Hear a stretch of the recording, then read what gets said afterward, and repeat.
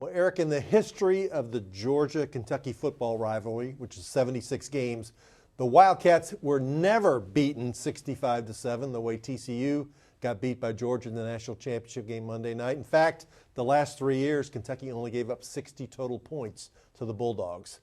So was that debacle that we saw on Monday night good or bad for college football? No, it was bad for college football because college football badly needs to deliver the message that it's more than just the SEC or the SEC and the Big Ten, although I think Georgia would have hammered Michigan if they played Michigan too. We saw the two best teams play in the national semifinal between Georgia and Ohio State. I think that game only burnishes Ohio State's reputation from this past season too, but it's a problem. It's a problem for college football. It is a club really of those two super conferences, and they're only getting better because they're only adding more teams. But it's a largely Midwestern and Southeastern phenomenon, and it's tough. I feel bad for TCU. They're not as bad as they looked against Georgia. We've seen it in Super Bowls where teams get there, game starts badly, and it snowballs against them. That did happen to TCU, but Georgia is better than everybody else.